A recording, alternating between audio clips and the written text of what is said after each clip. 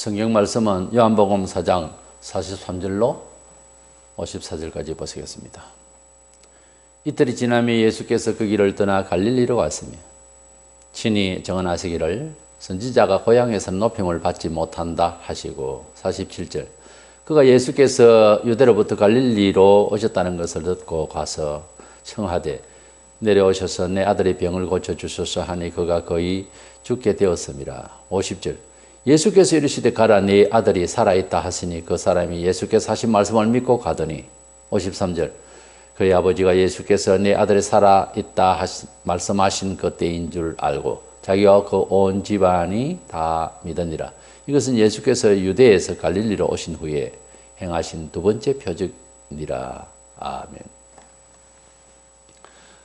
예수님께서 사마리아 여인과 그 동네 사람들을 영혼의 그 추수를 하시고 거기서 한 이틀 유하시다가 이제 주님께서 목표하신 대로 갈릴리로 오시게 되신 것입니다.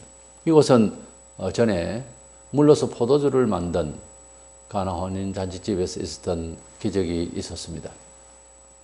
여기에 또 왔을 때에 왕의 신하가 자기 아들이 거의 죽게 된 상황에서 곧 죽음이 임박할 정도의 큰 병을 앓고 있을 때에 주님을 찾아와서 그래서 자식을 구하고자 하는 청원을 하여서 마침내 주님께서 말씀으로 치유되기를 허락하시고 그래서 이 왕의 신하는 그 기적 앞에서 놀라며 모든 식구가 다 주를 믿게 되는 이런 상황의 내용입니다. 이래서 왕의 신하 아들의 치유라고 하는 주제로 그 치유하는 과정에 있어서의 왕의 신하의 그 믿음을 통하여 역사하신 주님 메시지를 보고자 합니다. 첫째 생각하게 되는 것은 왕의 신하가 될 정도 같으면은 예수님이 일상에서 무슨 존경을 받을 만하거나 이런 정도는 아니거든요. 그래서 자식을 고치기 위해서 소문에 그러니까 뭐 사환을 하나 때려서 가봐라 종을 보낼 수도 있는데 본인이 직접 찾아와서 주님을 만나서 자식을 구하기를 원했습니다. 그렇게 찾아왔을 때에 그는 주님을 모시고 가서 자식을 살리려고 했습니다. 그러나 그의 믿음이라고 하는 것은 가나 혼인잔치집에서 있었던 일도 있었지만은 갈릴리 사람들이 말씀의 믿음보다 좀 기적의 믿음을 추구하는 정도의 약간 저급한 믿음이었지 않았나 이렇게 보입니다. 어쨌든 갈릴리 사람들은 예수님을 아주 환영을 했습니다. 그런데 주님께서 사셨던 나사렛 동네 사람들은 배척을 하고 형제들도 처음에는 배척을 하고 해서 주님이 선지자는 자기 고향에서 높임 받지 못한다 하는 말씀을 하셨어요. 그래서 나사렛 전 동네에서의 그 역사는 성경에 잘 안 나옵니다. 그래서 갈릴리에서 이제 사람들이 환영을 하는 것도 기적을 보았기 때문에 그런 성향을 띈다 이렇게 성경은 말을 하고 있습니다. 일단 사마리아 여인과 사마리아 이틀 전에 동네 사람들이 믿었던 것은 예수님 말씀을 믿고 그들이 구원을 받는 이런 믿음의 차원하고 이 갈릴리 사람들이 지금 주님을 환영하는 정신하고는 대조적으로 믿음의 차원이 다릅니다. 어쨌든 이렇게 왕의 신하가 자기 아들을 위해서 살리기 위해서 찾아왔는데 이 아들에 대한 단어 앞에 관사가 있는 것을 보면은 왜 아들이 아닐까 이렇게 여겨집니다. 그래서 그가 찾아온 것은 예수님의 그 능력을 힘입고 아이를 살리고 하는 부모의 부성에도 있지만은 예수님을 진심으로 그 능력에 대해서 믿고 있고 또 그런 부분에 있어서는 일단 존중에 맞지 않는 마음이기 때문에 뭐 종을 보낸다든지 이런 차원은 아니었습니다. 그래서 그가 친히 와서 그렇게 주님 앞에 병을 치유받기를 원했습니다. 본문 47절에 그가 예수께서 유대로부터 갈릴리에 오셨다는 것을 듣고 가서 청하여 내려오셔서 내 아들의 병을 고쳐주소서 하니 그가 거의 죽게 되었음이라 그랬습니다. 그 왕의 신하면 왕의 관리자 정도에서 성경에 두어 번의 그 이름들이 나오는데 혹시 이 사람이 아닌가 하는 추측을 하는 주석가들도 있습니다. 헤롯 청지기 구사가 아닌가 누가복음 8장 3절에 있고요. 헤롯의 젖동생 마나엔인가 사도행전 13장 1절에 기타 여러 추측을 하는데 어쨌든 성경에 이렇게 기록될 만큼 왕의 신하라고 하면은 직분상 또 그분이 사회적 신분의 위치가 대단한 사람으로 보입니다. 어쨌든 그가 찾아온 것은 이렇게 예수님에 대한 존경심과 아울러 자식을 구하려고 하는 간절한 사랑이 있었습니다. 당대에 뭐 어느 때나 부모는 같은 부모지만은 예수님 그때 당시에 그 자식 생각하는 것 또는 자식 부모 생각하는 것 기타 이런 걸 보면 종교가 부패하니까 사람들의 천륜이 상당히 문제를 가지고 있는, 그래서 천륜도 깨어지는 이런 시기였습니다.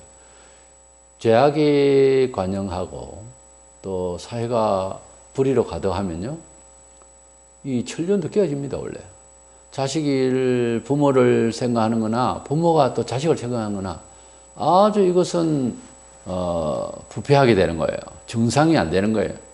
그래서 이 왕의 신하는 어떻게 보면은 평범한 일이면서 본능적인 일이다 하면서도 우리는 그렇게 보는 것보다 이 왕의 신하로서는 자식을 그만큼 애지중지 사랑하고 있는, 그리고 또 혹시 그 관사가 있기 때문에 그 아들이라고 되기 때문에 혹시 그 독생자가 아닐까 하는, 그런 독자가 아닐까 하는 생각이 듭니다. 어쨌든 이렇게 찾아와서 주님의 권세, 권능을, 치유의 능력을 믿고 모시고 가려고 했던 것만은 사실입니다.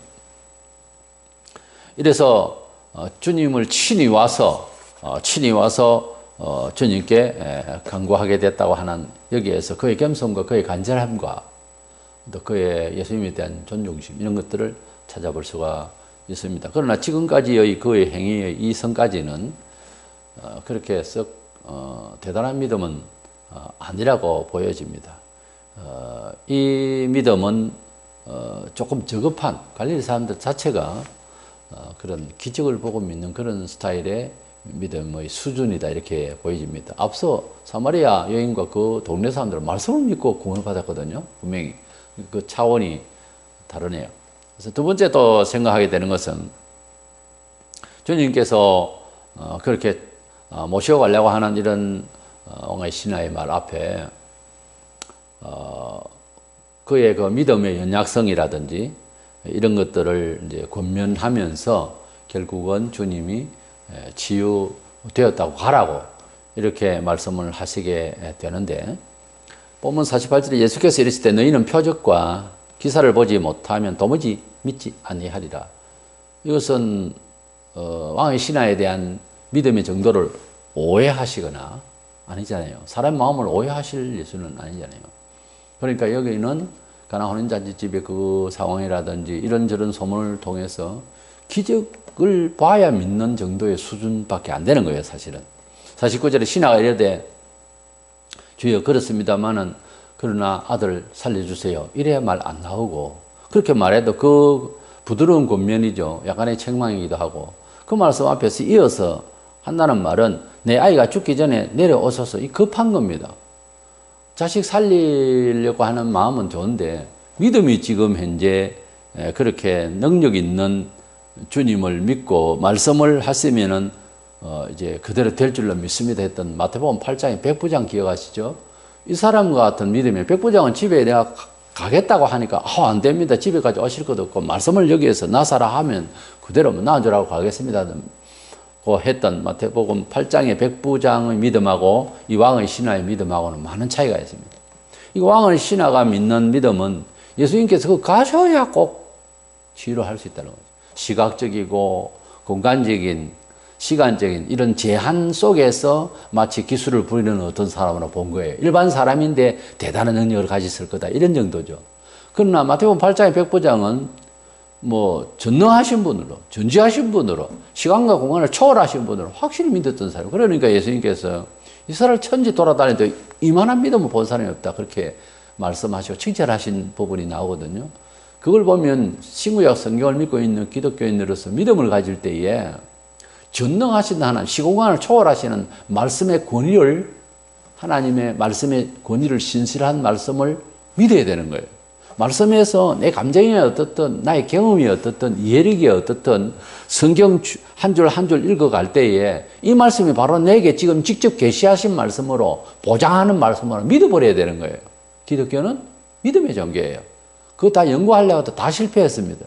연구할 부분이 아니에요. 믿을 부분이지. 성경은 연구 대상의 책이 아닙니다. 신학적으로 연구한다는 것은 우리의 믿음을 어떻게 하나님께서 인도하셨느냐를 보려고 하는 것뿐이지, 과연 그럴까? 그렇지 않을 걸 하고 성경을 비판하고 그러려고 하는 대상의 책이 아니라고 말해요. 믿을 대상이죠. 어떻게 하면 더 잘 믿을까? 그 생각을 가지고 연구를 하면 연구를 하는 거죠.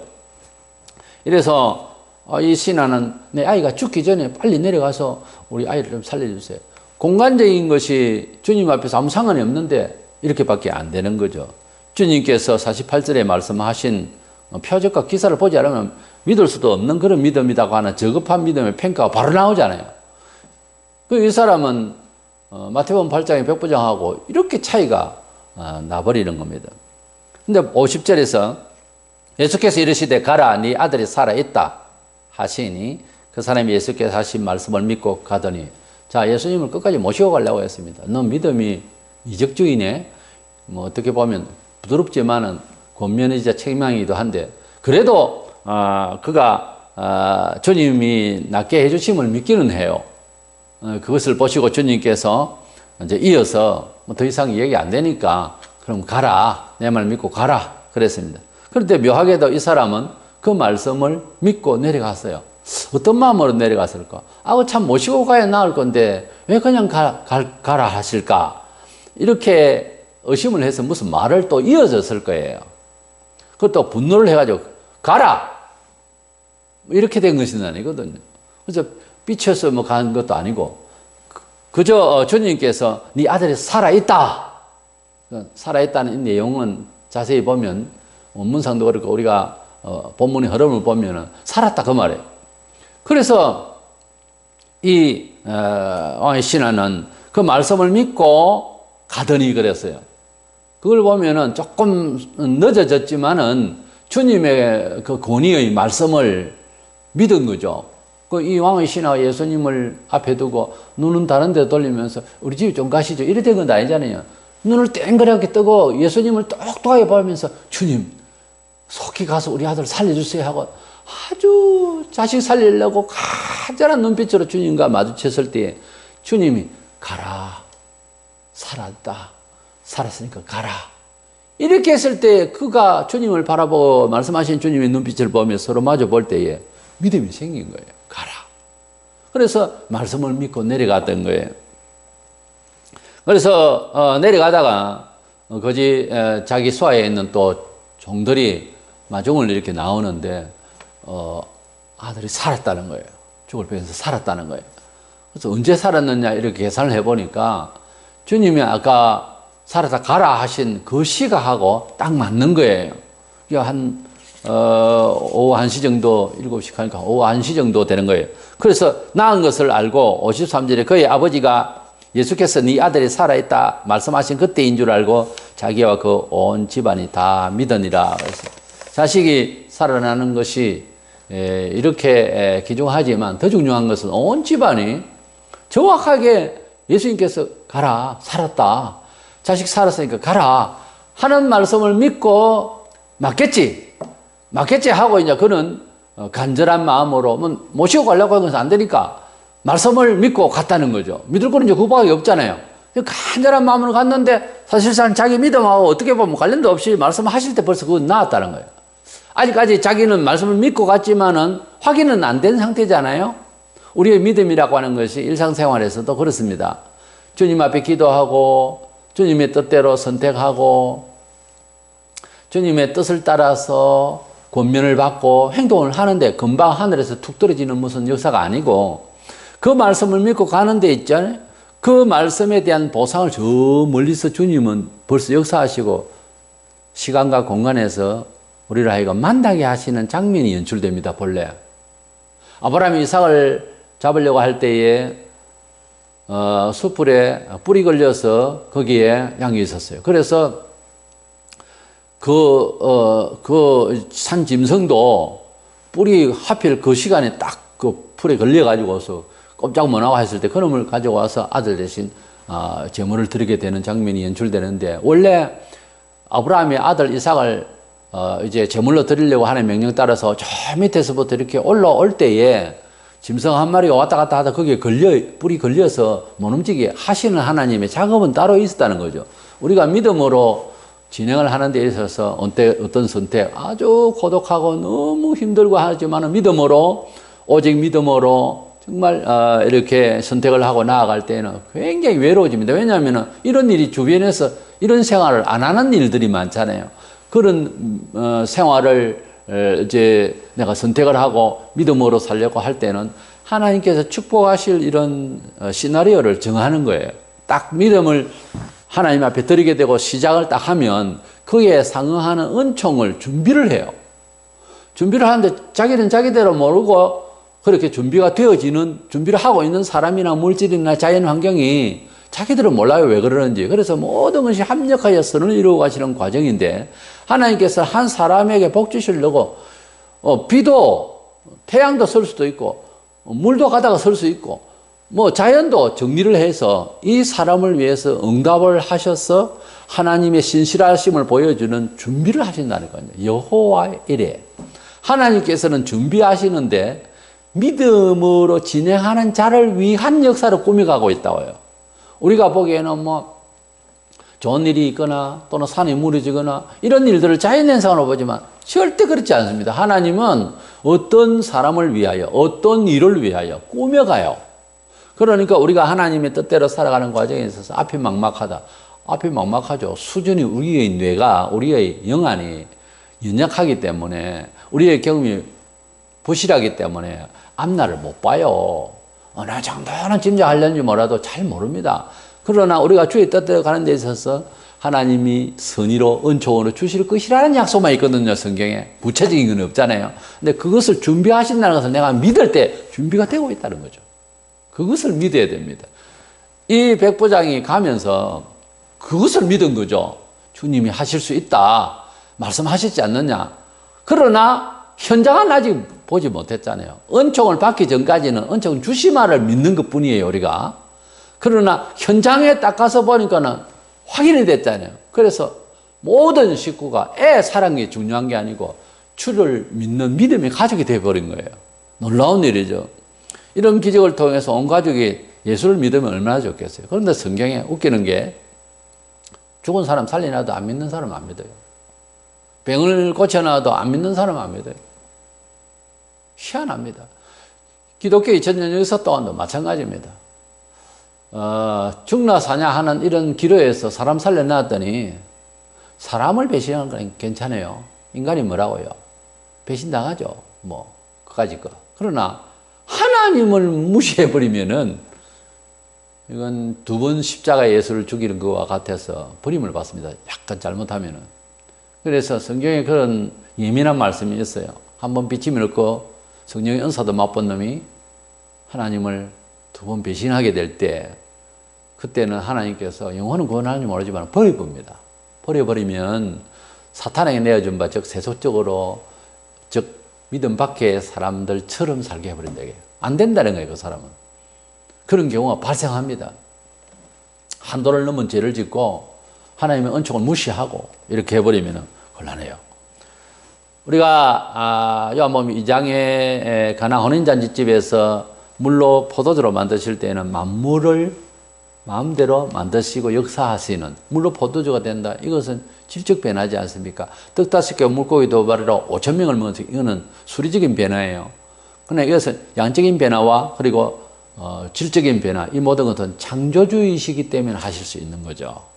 그런데 여기에 두 번째 갈릴리에서 일어난 이 왕의 신하의 기적, 아들의 기적은 시공간을 초월해서 역사하시는 주님을 보여주시고자 한 거죠. 그래서 예수께서는 물질적인 것을 다르게 역사하시고 창조하시는 창조주요. 또한 시공간을 초월해서 가서 뭐 나서고 쳐다보고 뭐 낫게 하고 그래 안 해도 바로 말씀 한마디에 가보니까 사실이더라. 이것은 사람이 할 수 있는 일이 아니잖아요. 하나님께서 대체 말씀으로 세상을 지으셨어요. 가라사대, 가라사대 항상 그러잖아요. 하나님께서 여호와께서 가라사대, 가라사대 빛이 있으라. 빛이. 가라사대, 가라사대.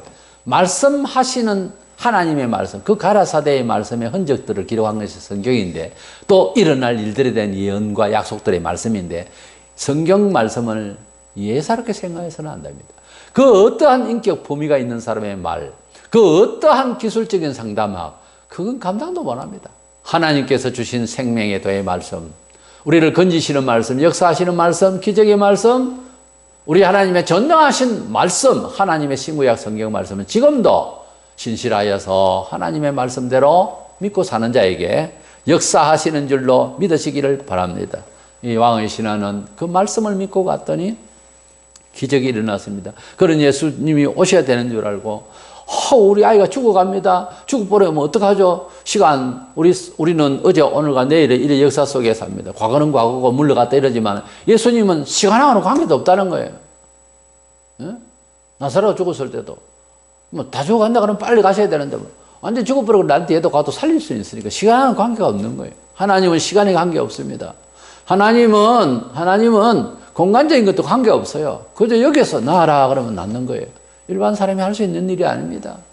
바로 예수님은 전능하시기 때문에 그렇습니다. 예수님이 시간을 만드셨고 예수님이 공간을 만드신 분이에요. 성부, 성자, 성령 삼위일체 하나님의 만물을 지으셨어요. 사람을 지으셨습니다.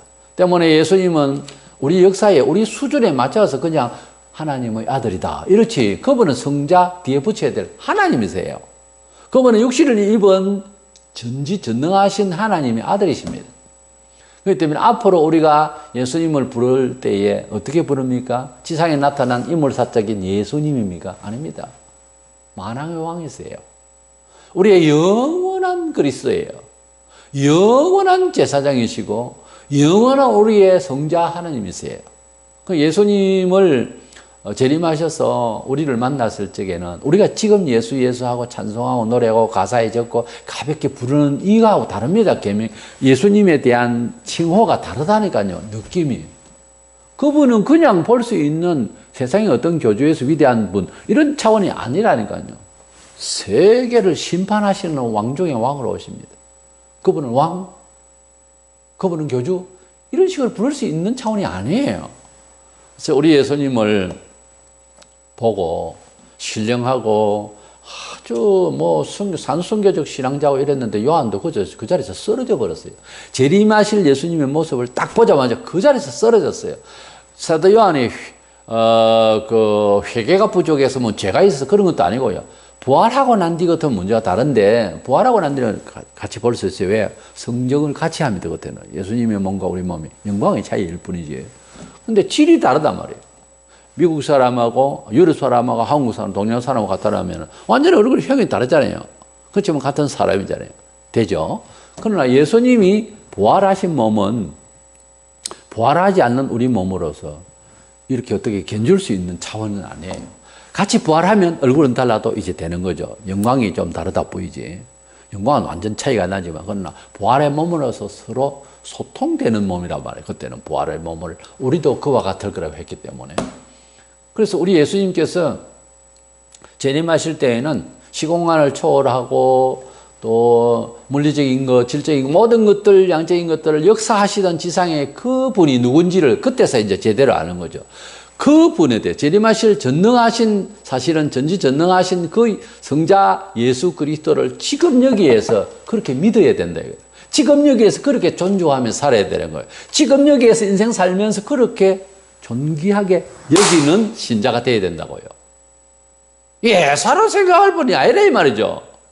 그분을 나의 친구라고 하는 그분을 우리가 채통 있게 모시고 살아야 된다 이 말입니다. 선교적 신앙이라는 게 뭐 대단한 우리의 뭐 어떤 영예는 아니요. 그분에 대한 어떤 면에 있어서 아주 기본적인 예의예요. 그분이 어떤 분이면 세상을 심판하는 분입니다. 앞으로. 그분 앞에 우리를 친구로 해주신 그분 앞에 감격, 감사, 감동, 경악스러울 만큼, 두려울 만큼 그렇게 존귀하신 분이 우리를 구원하셨으니, 우리를 위하여 희생하셨으니, 그분을 자랑하고 그분 앞에 우리가 인생을 어떻게 살아야 될 것을 설정하지 않을 수가 없는 이런 차원에서 주님과 우리의 관계의식이 그 정도로 차원을 올려야 되는 겁니다. 그 영광스러운 차원을 올려야 되는 거예요. 예수님을 믿는 사람들 중에 여러 경우의 사람이 오는데, 특별히 왕의 신하가 자기 아들을 위해서 예수님 찾아온 이 사람의 믿음과 마태복음 8장에 나오는 백부장의 믿음은 현격한 차이가 있고, 당장 이 왕의 신하를 만나기 이틀 전에 사마리아에서 있었던 그 사람들의 믿음은 진짜 예수님 말씀만 믿고 다 구원을 받았죠. 그런데 이 갈릴리 사람들이 가나 혼인잔치집의 사건이 대형 사건이었기 때문에 이것이 소문돼서 기적의 예수 이렇게만 보았지만은 이 왕의 신하도 그런 성향을 가지고 있었어요. 그러나 주님이 나았다 가라 하시는 주님의 그 말씀을 믿고 갔다고 하는 이것이 큰 기적의 시발점이 된 거예요. 아주 잘한 거예요. 거기에서 불만을 하고 안 가면 안 됩니다. 이래 됐다면 이거는 자식도 못 낳습니다. 잘못하면. 그래서 믿고 갔다는 것. 우리의 믿음이 연약할지라도 매 순간마다 권면하시는 주의 말씀 앞에 아멘, 아멘으로 응답하면서 앞으로 나아갈 때에 좋은 일이 꾸며져서 종들이 올라와서 만나서 길에서 이렇게 자식이 살았습니다 하는 좋은 소식 듣듯이 우리가 주의 말씀을 믿고 의지하며 앞으로 나아갈 때에 선의의 뜻으로 하나님께서 은총의 모든 것들을 준비하셔서 우리를 시간과 물질을 만나게 해 주실 줄로 믿고 믿음으로 앞으로 나아가는, 아브라함이 갈 바를 알지 못하나 말씀을 쫓아갔더라고 하는, 가다 보니 좋은 일을 만나고 가다 보니 엄청난 종들을 두고 할 만큼 큰 부유한 은총을 받았던 아브라함의 신앙, 바로 신약에도 아브라함 같은 신앙을 가진 자가 하나님의 자녀로 말씀하고 있습니다. 그래서 왕의 신하가 자기 아들을 위하여 치유받는 이 과정에 주님을 찾아서 주님 말씀대로 잘 순종해서 이렇게 행동을 하다가 온 식구가 같은 믿음을 가지고 구원받았어요. 우리들도 이 시대에, 정보가 혼란한 이 시대에 성경은 변치 않으니 주님의 말씀대로 순종해서 여생 우리가 은총을 계속 누릴 수 있는 저와 여러분들 되시기를 원합니다.